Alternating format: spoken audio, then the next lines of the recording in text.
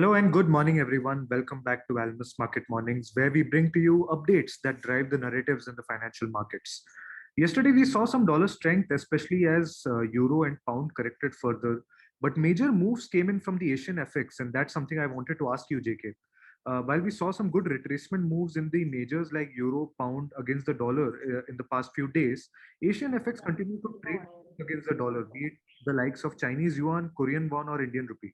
Japanese yen seems stable even though we saw a record $42 billion intervention, which the BOJ used to prop up the yen in October. So, how are you reading all of this? Hey, good morning. Uh, so, uh, so it's like Asian currencies leading the dollar strength yesterday. Actually, unnerving news about fresh lockdowns by Chinese authorities in line with their zero COVID tolerance policy.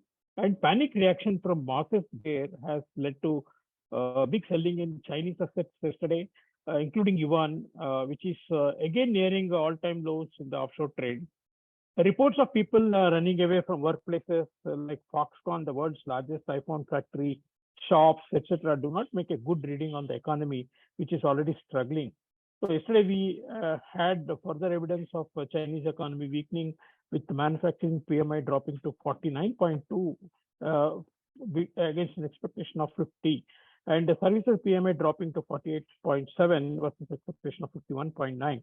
So Chinese composite index is trading close to 2022 low, while the Hang Seng, that Hong Kong stock index, where most of the Chinese stocks are traded, is trading at lows last seen in 2009, even as the massive foreign outflows continues, leading to currency weakness.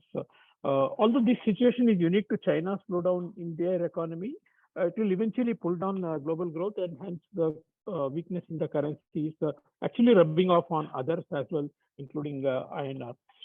In fact, a renewed weakness in INR towards 80 to 80 was seen later in the day yesterday, with the surge in demand not being met with adequate supplies, as offers at 80 to 50 suddenly vanished. And it was a familiar sight of seeing stop losses getting triggered for short-term players, with market actually having gone short on the USD INR in the beginning of the day yesterday, looking at improved risk sentiment, offshore selling of the USD INR, as well as the fact that Brent prices were lower.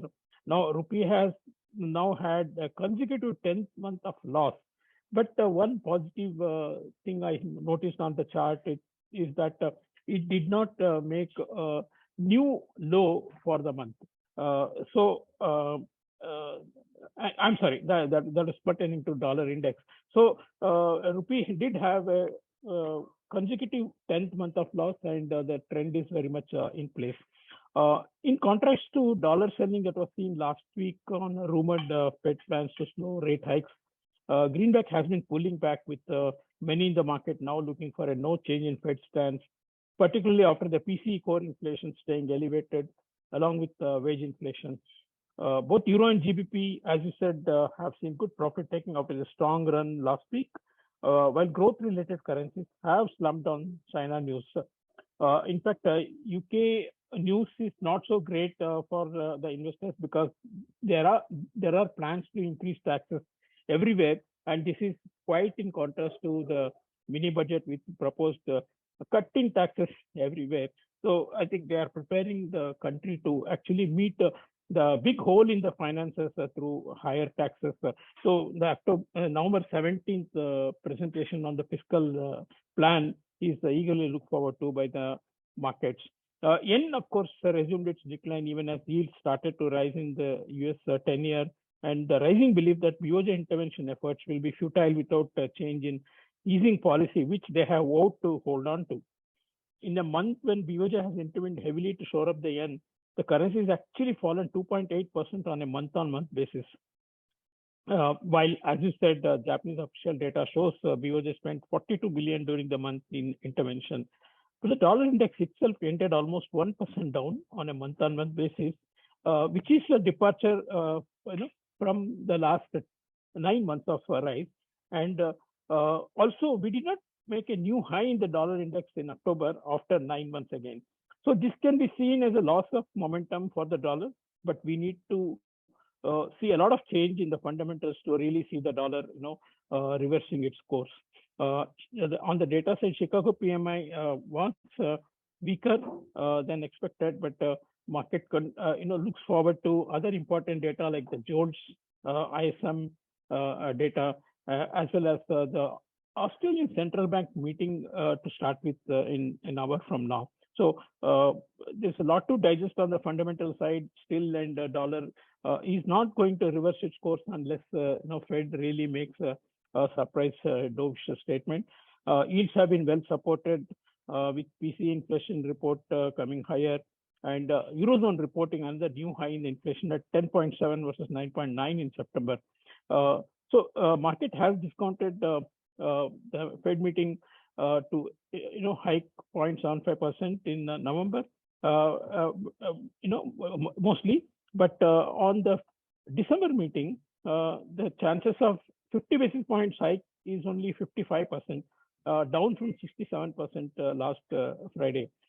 In fact, there is a lot of discussion going on about the terminal rate, and market is starting to discount the fact that whatever be the quantum of hike in December and as well as November, the terminal rate is going to be somewhere around 5%, with many believing that sooner or later Fed will have to stop and see how the economy reacts to the rate hikes so far done.